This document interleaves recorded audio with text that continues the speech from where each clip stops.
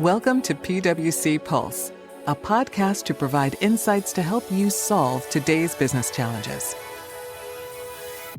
Hi, I'm Kathryn Kaminsky, Chief Commercial Officer for PwC. I'm excited to bring you today's episode of PwC Pulse podcast. With a new administration led by President-elect Donald Trump and a Republican Congress, business leaders are focused on what's coming next. Today, we'll listen on a recent conversation between PwC leaders unpacking potential changes. We'll cover everything from policy actions and supply chain impacts to how business can manage AI responsibly and adapt to rising energy demands. Business leaders have a lot to think about in the coming months. It's a crucial time to plan, be strategic, and prioritize effectively. Let's listen in. I'm so excited to have my partners, Rohit and Roz, with me. You couldn't ask for better experience. So Rohit, I'm going to go fast. We have a lot to cover. With the TCJA provisions expiring soon, what do you think the chances are that the new administration will pass them in the first 100 days? I'm going to double down with another question, though. As we talk about budget reconciliations, can you talk a little bit about how it works? So reconciliation is this process that allows a majority, when they have control of the House, Senate, and White House, to pass bills through both chambers by simple majority vote. And that's really important in the Senate, where typically you need 60 votes to do anything of significance. Frankly, other than nominations and budget reconciliation and a handful of other things, 60 is the norm in the Senate. So with a 53-47 majority, using this tool, Republicans can pass a tax bill without any input from House and Senate Democrats if they can get together in a unanimous way. With a very narrow majority in the House, there's almost no margin for error. And so the question of how quickly and when really comes down to a first order question of, are they going to do one reconciliation bill or two? There's been a robust conversation recently about doing two bills, just like Democrats did when they took the House, Senate, and White House after the 2020 elections, first the American Rescue Plan, then the Inflation Reduction Act. Republicans will have the same opportunity, and they're seriously looking at doing an immigration enforcement-oriented bill first. And if they do two bills, and that immigration bill comes first, I think that does get done within the first 100 days. That's sort of the theory of the case, quick wins, early points on the board. The challenge, of course, with that is you always get the first bill. Like you always get the first bill in a new administration, especially with a new majority. Everything after that starts to get a little bit riskier. There's obviously some politics associated with foreign expenses versus domestic expenses, but I think at a minimum we get a better treatment of domestic expenses. 12/31/25 is the deadline. That's when these tax cuts expire. And typically, at least in my 15, 20 years of doing this, Congress waits until the very, very end to make the tough decisions that they have to make, but they won't make them until they absolutely have to. And in this case, have to is really end of calendar year. Thanks, Rohit. Some really good sort of nuggets to think about planning and where things are going. With that, Roz, I'm going to turn to you. One of the themes that everyone's talking about is deregulation. When you think about the administration coming in, what kind of things do you think they might do? Thinking about AI, trade, M&A, and sustainability. President-elect Trump has said he's raising tariffs by executive order. So also thinking about that as well. So over to you, Roz. Thanks, Kathryn. As you indicated, the expectation is certainly that President-elect Trump and the incoming administration is going to focus on deregulation and on day one, begin to roll back many of the Biden administration's regulatory actions and executive orders. So some of the areas most talked about during the campaign and since the election, I know you mentioned tariffs. I don't think of that in the deregulatory context, but as things that he said he would do. But when we think about deregulation, energy and climate for sure, right? So think about regulations related to air and water quality or environmental justice considerations. Definitely expect a withdrawal from the Paris Climate Agreement. President-elect Trump often talks about easing permitting restrictions to expand domestic fossil fuel production. I would think another anticipated action in this area, the repeal of President Biden's EO on climate-related financial risk. And then similarly, when you're talking about climate, we would expect to see the incoming administration to take action to dismantle the SEC climate disclosure rule that's currently in process in the courts being challenged. I would think AI is also expected to get a boost, right, from the deregulatory agenda with the increased focus on fostering U.S. technological innovation from a national security standpoint. Although you do expect to see some continued focus on balancing innovation with public safety concerns. So we'll have to monitor how that all plays out.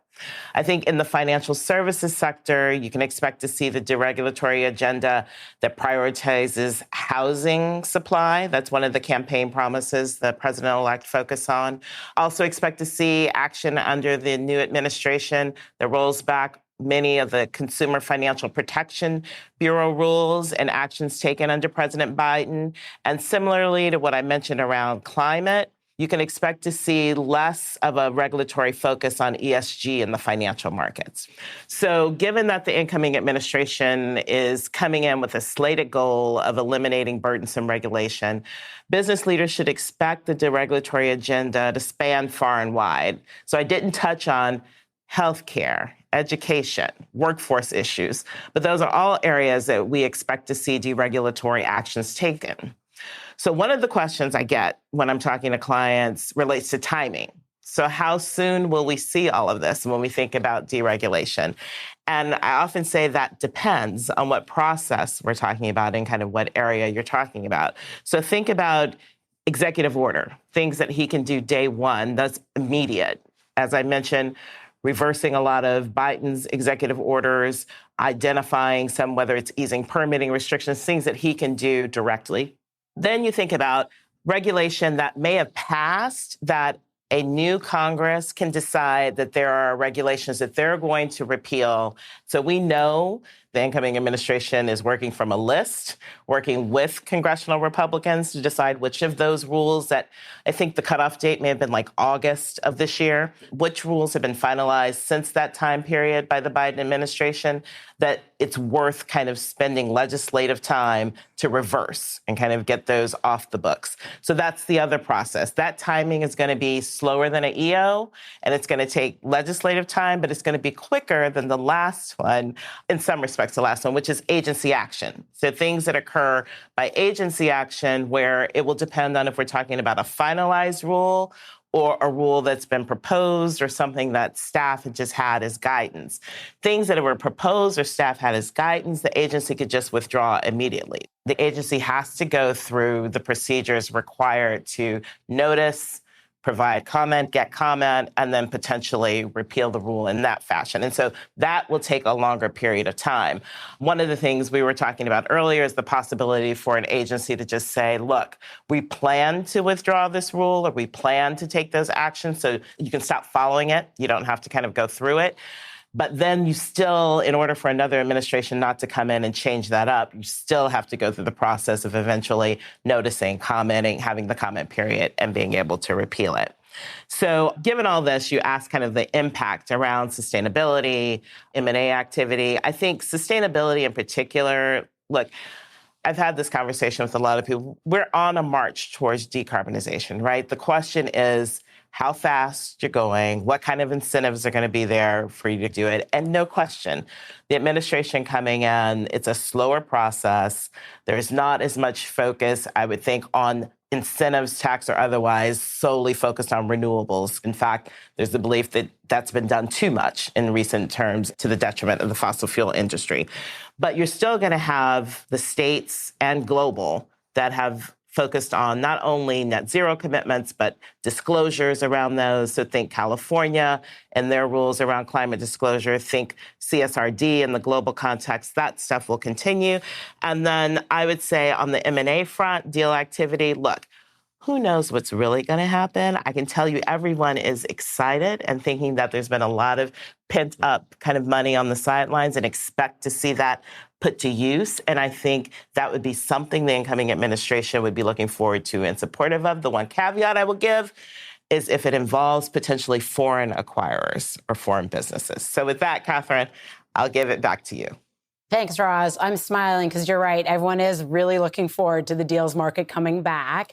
With that, Rohit, I'm going to end with you going back to tariffs a little bit because we're going to spend more time on it in the next section.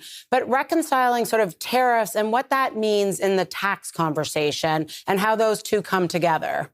So tariffs are likely to be done mostly by executive action. Congress over the last 100 years has delegated a significant amount of authority to the executive to impose tariffs by executive action. I am pretty skeptical that you're going to see Congress vote for tariffs at scale There are just too many free traders left on Capitol Hill amongst House and Senate Republicans to be able to command a majority for doing that. But that's okay if you want tariffs, that's okay because the president has the authority to do it. The challenge becomes, as to your point, Kathryn, how does that fit in the context of a tax bill? Can you count the tariff revenue towards paying for the extension of the tax relief? And as an official kind of budget scoring matter, the answer is no. If Congress doesn't vote for it, they don't get credit for it. They don't get credit for it. They can't officially count it towards the cost of extending the tax relief. But officially is, that's a detail, right? They could, if they so choose, and if they are willing, they could count it politically, right? So I fully expect at some point, some administration official is going to get asked the question or will volunteer, hey, if we have these tariffs, how much revenue is it going to collect? And because Congress budgets in 10-year windows, the question is going to be, and if these tariffs were in place for 10 years, how much revenue would that raise? Insert number here. And then Congress, if they are willing, and I think they might be willing, to say, okay, there's X billion or trillion or whatever the number is of revenue that's being raised by tariffs, we're going to count that politically towards the cost of extending the tax relief. So maybe we vote for a reconciliation instruction that contemplates a larger amount of deficit finance tax extensions than we're comfortable with, but that number is artificially high. It's not counting the tariff revenue. And so I'm going to count that, and that makes it okay. And the last thing I will say, look, I think these tariffs are here. They're coming. They're going to stay. The Biden administration didn't undo any of the Trump tariffs, actually added some more. And I am encouraging everybody, you should do a tariff impact analysis. You should figure out, this is going to be a revenue raiser that helps make the numbers work. You should know the answer to the question, how much of that revenue is coming out of me? And based on the size of that number, you may want to think about doing things differently or some changes you can make. But if you don't know how much you're contributing to the total, you have no idea the scale of the impact or what mitigation strategies might be available. Thanks, Rohit and Roz. I think the 2 or 3 things I'm going to summarize, and then we're going to move to business imperatives, is 1, take score, plan, like you said, Rohit. And Roz, I think your point that I think we don't hear as much is don't forget about other regulations that sit out there through states and through global, just to make sure when you're doing your planning, to make sure that's part of your impact analysis as people look at deregulation. So we're going to shift to the business side of the world, and we're really focusing on 4 topics: supply chain, AI innovation, renewable energy, and then regulatory changes at a deeper level. I'm going to have with me today Matt, Sean, Earl, and Brett. I'm going to start with you, Brett, because tariffs has just been such a topic. And when you think about it, I think that with it clearly being high on the priority list, it's probably the number one question that people are worried about. Yes, Kathryn, the impact, it could be quite large. In fact, in our recent PwC Pulse survey, we found that 75% of executives said that even just a 10% tariff would reduce growth. So you may ask yourself, well, why? Well, if you start by looking at this at the top level from macro perspective, the U.S. imports just under $4 trillion worth of goods and services every year. A 10% tariff on those imports would be a rather large increase on input costs for businesses that obviously would result in price increases or reduce profitability. What's most interesting, though, is frequently the tariff increases are larger than the company's current annual profits. These realizations are raising a lot of questions, like how can I change my supply base? Can I move manufacturing? Should I refine my overall supply chain strategy? We believe that over time, companies will take these actions and shift their supply chain footprints. We've already witnessed this major change in recent years, as evidenced by Mexico becoming the largest trading partner with the U.S. over China, some of which was probably driven by the 2018 tariffs on China by Trump. However, at the moment, companies are really challenged. They know that they need to do something, they just don't know what, because of all of the uncertainty and open questions. How much will the actual tariffs be? Who will they be opposed on? Will it be at 10% across the board? Could it be 20? Will Mexico or Canada have higher rates? Will retaliatory tariffs require me to think about my export supply chain design as well? And how long would these tariffs last? If I'm an executive and I'm thinking about moving my manufacturing, I need to be confident that these tariffs are going to last at least through the Trump term, if not longer. For example, when we look at the China tariffs from 2018, while they're generally still in place, Canada and Mexico received exceptions to the 2018 steel and aluminum tariffs after only about 14 months. So in the end, what we think this means that really in the short term, companies may not be able to shift their supply chains quite fast enough to avoid the rather substantial cost increases and potential disruptions. However, in the longer term, we fully expect that companies will enhance their supply chains to be more flexible, more resilient, more autonomous, which will enable them to really respond better to any ongoing policy shifts, retaliatory tariffs, or supply chain disruptions. So moving away from tariffs, Sean, Roz talked about regulation and deregulation. Can you go a little bit deeper from an industry perspective, whether it be FS or health? What does that mean and what should companies be doing? So the first thing, Kathryn, I think this is really an administration of disruptors. So it is not business as usual. And I think everyone has to take that perspective from the beginning. So when you look at Trump 1, he had EO 13771, which was 2 out for every 1 regulation in. I think you're going to be seeing something even more. He'll double down on that with no incremental cost. So as Roz mentioned, I think deregulation is going to be the name of the game. I think you're going to see, though, almost in every sector, acquisitions picking up very quickly. Brett talked about supply chain tariffs, and I think crypto is a big space. Everyone listening out there, what do I take from all this speculation? And what I always do is I look at what the leaders and how they're leaning. So let's look at financial services. You got Scott Bessent, former hedge fund, taking over Department of Treasury. You got Paul Atkins, former SEC commissioner, still going to lead the SEC. I see that as more the norm. So what I'm saying is, forget about the spin about we're going to get rid of the CFPB and the FDIC and it's going to merge. Focus on the win. The win is keep doing the fundamentals. Safety and soundness is going to be there. It is still important that our financial system stays intact. Second thing is fraud, right? Atkins has made the comment, companies don't commit fraud, people do. So I think there'll be a focus on people. So fraud, sanctions, we've already heard, obviously, from the terrorists, but also from a sanctions perspective, and then any money laundering. So that's where in FS, if you need to focus, is really those operational risk areas. Let's talk about telecoms, media, and tech companies. It's a little bit of a nuanced approach. But with, again, FCC, Brendan Carr is coming in. He is definitely lighter touch regulation. And then I still think there's going to be a nuanced approach on antitrust, especially with the hyperscalers and what they're doing. Let's jump to health industries. RFK Jr., okay, he is all about taking cost out. He wants to look at what he thinks is a bloated FDA, NIH, ultra-processed foods, holistic medicine. I think we're going to be seeing a lot of changes. What's the win for clients? It is cost takeout and digitization.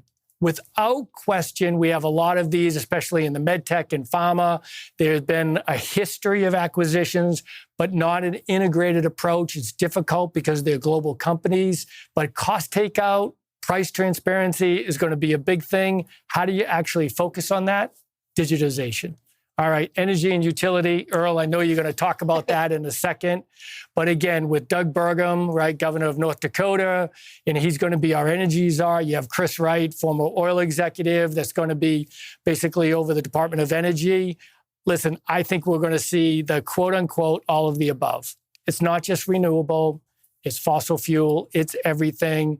What's the big win?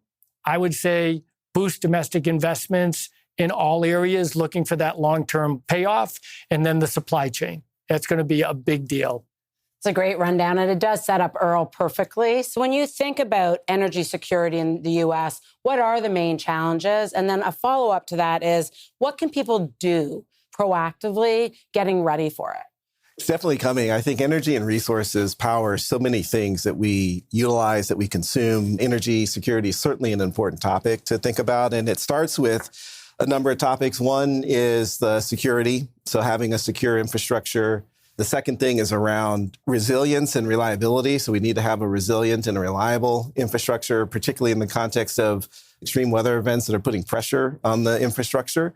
And then the last thing is we want it to be affordable. And so for us to have to pay for it, but also affordable from an investment standpoint for all of our clients who are making these investments, investing in new technologies. And so those things basically lead us to energy supply and independence as a critical topic, the investment in the infrastructure, Hundreds of billions of dollars are being spent on investing in the infrastructure now. And as we think about increasing frequency of extreme weather events, the NOAA reported $61 billion of damages from weather events in 2024 alone. So when you think about that and the importance to energy security, we'll see investments there.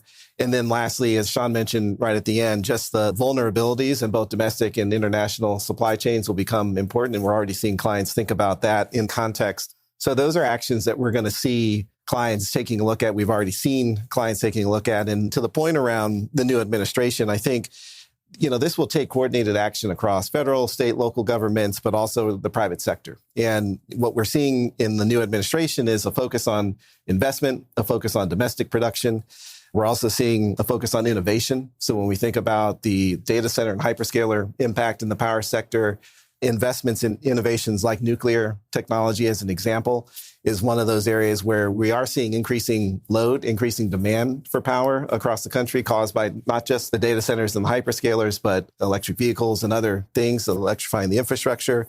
So innovation and investment in new technologies is going to be important. Physical security, which we talked about, but also time to market. So when you combine the time to market impact with the innovation, that becomes important. I think a real opportunity for companies now and for the new administration as they're thinking about how do they really make some of this stuff happen. I think, Earl, you make a good point, and I think it's understated where there is going to be, I think, a heavy focus on nuclear. And when you talk about small modular reactors for data centers, the requirements that AI is really requiring, I think is just going to cause us to actually look for different and new sources. Yeah, I couldn't agree more. You read about AI and then you read about energy. And I think you've done a layup for Matt Wood, who's with us, which is great, actually, is around innovation. And then Roz talked about deregulation and talked about AI. And so, Matt, how does a company balance innovation, AI with deregulation, but yet their responsibility around these new type of things when they innovate? Generative AI is probably the single largest shift in how we're going to interact with data and information and each other since the advent of the very, very earliest internet. And organizations that invested in the early internet 30 years ago went on to enjoy pretty tremendous growth in the intervening time. And it's my estimation that organizations that are investing into generative AI today are going to experience similar, if not greater levels of growth in the next 30 years because of AI. So it's a really, really large opportunity. Now, AI is probably best known today for being used in chatbots and assistants. And that's a great use case. But what a lot of organizations, including PwC, are finding is that it's really an entirely new tool for building intelligence and reasoning capabilities into any product or process. Now, I really can't think of any tool which is useful that doesn't carry with it some level of expectation and responsibility in how you acquire and use that tool correctly and safely. So for any tool that we introduce inside an organization, we tend to set up training and guardrails and a set of internal expectations and standards for how and when to use it. And these guardrails and expectations, they actually lead to more use of those tools, not less, because it's easier for your teams to know what the right tool is for the right job. They don't have to guess, and as a result, they end up using more of the tool. Now, the same is true for artificial intelligence, and investing in establishing those expectations and the training around responsible and efficient use of a tool is actually an excellent way to encourage the safe, broad, and efficient use of artificial intelligence as a tool. And as a result, you'll see greater adoption in what you've already paid for, and you'll improve the ROI associated with it. So responsibility and AI innovation actually go hand in hand. You really can't have one without the other. It's an and, not an or. Now, some specific tool use carries with it more risk. And that risk is often regulated. And one of the things that I think we can expect going forward, and which the panel have already talked about, is probably more AI regulation broadly, but less which is mandated at a federal level. And what that means is that the states are more likely to go one by one in establishing AI regulations against certain use cases. And that's going to make the framework a lot more complex and push a lot of the responsibility for meeting and managing that complexity to the organizations that operate inside those states. And the same is probably true outside the US, country by country, as those countries organize themselves into different sets of rules.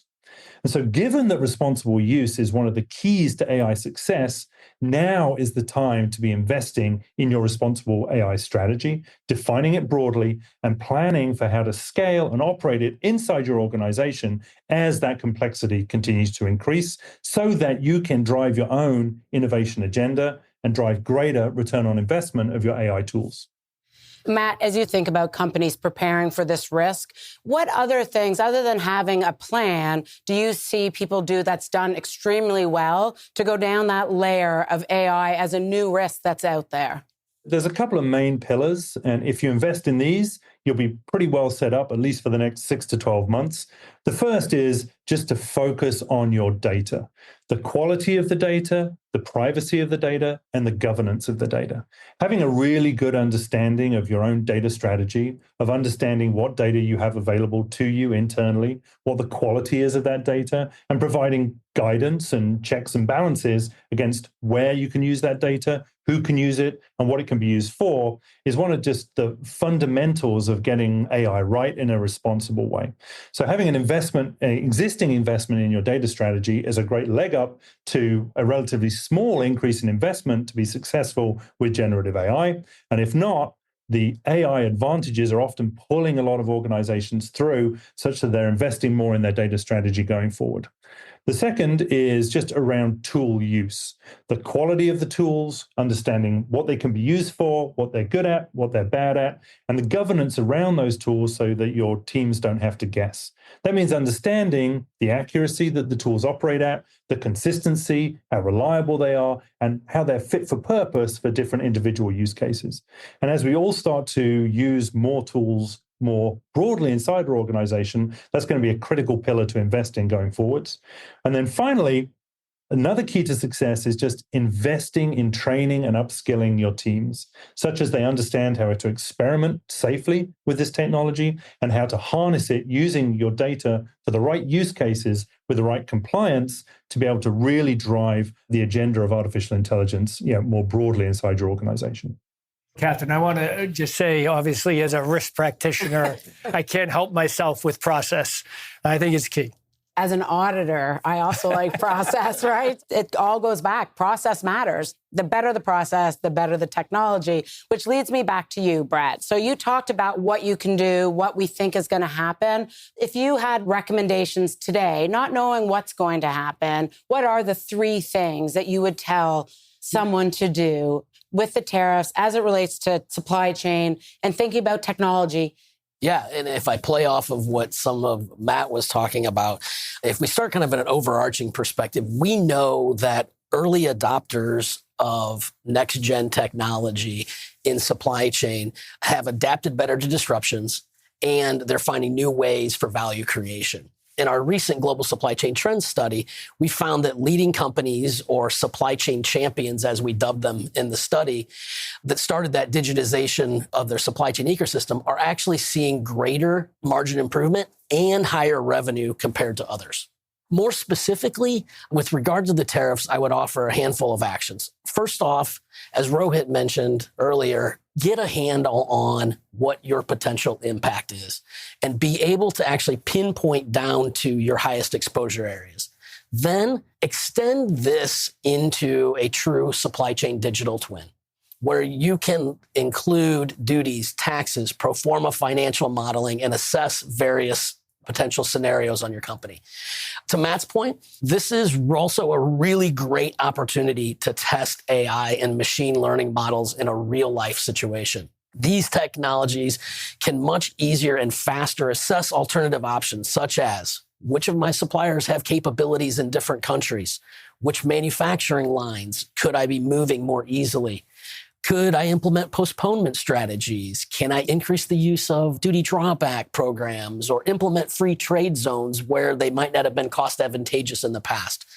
The key, though, Kathryn, is that we want to take a multidisciplinary approach to this. This isn't just the supply chain folks. This isn't just the trade and tariff folks. This is pulling together the end-to-end sales and marketing, policy, finance, tax, and coming to a creative solution that works with it.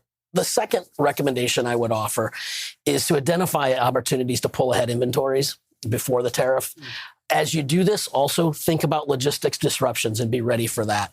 When you think about what happened when the 2018 tariffs were announced, shipping capacity quickly became strained. Delays ensued, freight rates doubled, and we had significant supply chain challenges. Thirdly, double down on investments in network collaboration with strategic supplier partnerships and customers. These orchestrated efforts, we really see them as an opportunity to extend beyond your organizational boundary and help not only plan on today's actions and today's issues, but how to carve out joint investment relationships for long-term capability.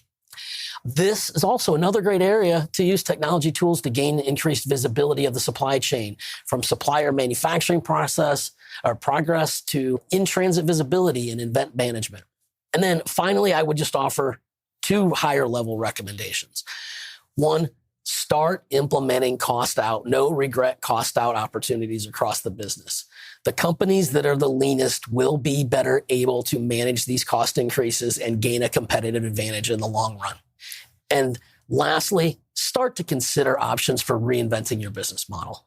Major changes like these always create disruption. And when there's disruption, you need to ask yourself the question of, where could I be disrupted, or where could I disrupt the market? Sean, I feel like I'd be remiss if I didn't ask you this question. You mentioned it slightly, but crypto. What do you think is going to happen, and where do you see that going? And I'm going to add to it a little bit as your other hat of cyber. Like, you talk about cyber, you talk about crypto, like those two together. It's a complicated question. I think people's perspective was the SEC currently would tell the exchanges what they couldn't do, not necessarily what they could do. There was confusion about whether these cryptocurrencies were actually a security, were they a currency. You've heard President-elect Trump talk about a national Bitcoin reserve. So I see this digital currency as becoming a lot more prominent in financial services as a whole. I mean, there's already asset wealth management companies that have a lot of these cryptocurrencies that they're holding. So the biggest thing I see is I think we're going to see a risk framework develop that everyone will know how to follow and what to do. So I think that's all positive. So on crypto, what I would say is we're going to see clarity on basically how it is going to be regulated, which is, I think, good for everyone. I would expect when you talk about an actual digital currency, like, I think that will actually show more legs than actually relying on Bitcoin or Ethereum or Solana. On the cybersecurity piece of that, I think right now that is a big, big issue, especially on some of the off-ramps with these cryptocurrencies where they're being housed outside the United States. And there is a big concern about money laundering and how they're actually being used. I think there is a lot to do. And I think there is still, I would say, at the very nascent stages of how we're actually going to govern this and regulate it sort of going forward. So, Earl, Roz talked about sustainability and what we think is going to be coming from the new administration. And everyone goes right to reporting, right? You're thinking about it very differently with things that will happen. What should people be thinking about? Because I have a worry that people are going to shut down when they hear sustainability. So if you had advice to people around sort of what's coming, if it's not reporting, what should they be focused on? I think we'll continue to see a balanced investment, and one that obviously is focused on fossil fuels and fossil fuel development and production, but one that also doesn't ignore renewables. And so the best example I can cite is in Texas, for example, where it's the number one state for oil and gas in the U.S., but 40% of the generation resources in Texas are renewable. And so we've got a good balance of both. And I think you'll see from a lot of bipartisan support for things that are done within specific states to develop and advance renewable technology. So I think the real end all is, how do we have a balanced view towards how we're thinking about renewables? Couple that with what we were talking about earlier with respect to the innovation and the speed to market of some of these newer technologies. And nuclear, by the way, which we mentioned, is in fact a renewable energy resource. And as you think about the demand that's required for the data centers and for all of the AI and the electrification, that puts a lot of stress on the grid, and having a good large source of baseload capacity that we obviously need to work on in terms of the construction, the ongoing operating costs. Since we haven't done it in a while, we've had a new one that came online recently. That will become important. And we're seeing a lot of interest in companies wanting to explore nuclear as a potential option and working with some clients who've done that recently. It's interesting. In some of my client discussions, what I've seen from the chief technology officer, interestingly enough, is a 3-year plan on how much energy they're planning to use and how they're going to fund it, what they're going to do. And I think there's ways that you can do it today going forward to the future. Yeah, and there are ways of thinking about both the usage of energy and then the supply of energy as a business. And so when you think about how do we currently use energy, are there energy efficiency plays we can deploy within our facilities? Are there things we can do in terms of how we use and consume energy and adjust our demand? That's one side of the equation. The other side of the equation is how we're thinking about the utilization of distributed energy resources and whether or not those can be deployed on our facilities like wind or solar, for example, that are able to be developed pretty quickly. But this notion of distributed generation becomes important for companies to consider. So, Matt, I'm going to end with you. So as you've looked and thought about AI more broadly now, from being inside a corporation to now working with us at PwC, where do you think some untapped potential for AI is in the next sort of year as it gets more deregulated? Yeah, it's a great question. I think one area that a lot of people are really excited about at the moment is just the maturation of the capabilities of AI agents.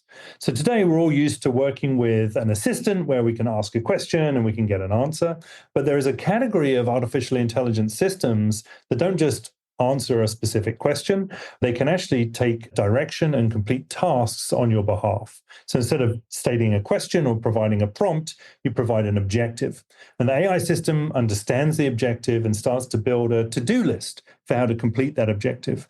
And it adjusts its strategy based on what it's learning as it goes. Now, today, these agents, they can maybe operate the type of tasks and complete the type of tasks that would take a human about 5 or 10 minutes to complete. And that means that work goes from spending a lot of time typing and sending emails and asking questions to a lot more time asking the AI systems to complete objectives on our behalf and then evaluating the results of those objectives. And the results of that will be very broad ranging. And you can imagine having agents help assist with healthcare professionals by getting not just detailed summaries of patient records, but suggesting potential diagnoses, evaluating lab reports, offering treatment options, all those sorts of things. Or in the education space, imagine the creation of completely tailored educational content, quizzes or personalized tutoring that allows you to learn much more quickly and more efficiently, or how to better manage financial risks and assess market conditions. All of those are under development today, and I think will have a very, very large impact on organizations and society over the next 6 to 12 months. Thanks, Matt. Thank you to all our speakers and for taking the time to be with us today and preparing and really thinking about what this means and where we're going to go. The number one question I get from my clients is, what do we do now? And it actually reminded me of my father. When I was growing up studying, he used to always say, prepare, prepare, prepare. And I think that's what we really hope that you can do coming out of this webcast, to think about things where you can prepare. Be proactive, be agile. Think about what you need to do, what sits in your world, where you may need to shake hands with someone else in your organization. We have a lot of information out there on our insights. Come to our website. And one of the things I think that's so important is just being on the webcast is the first way to preparedness, is being aware, knowing what's going on. Thank you for joining us today. I hope you enjoyed listening to our conversation and learned more about what's coming and what business leaders can do now. For our latest insights, visit our Road Ahead site on pwc.com. Thank you for joining us on the PwC Pulse podcast. Subscribe to PwC Pulse wherever you listen to your podcasts, or visit pwc.com/Pulse podcast to hear our next episodes. This podcast is brought to you by PwC, all rights reserved. PwC refers to the U.S. member firm or one of its subsidiaries or affiliates and may sometimes refer to the PwC network. Each member firm is a separate legal entity. Please see www.pwc.com/structure for further details. This podcast is for general information purposes only and should not be used as a substitute for consultation with professional advisors.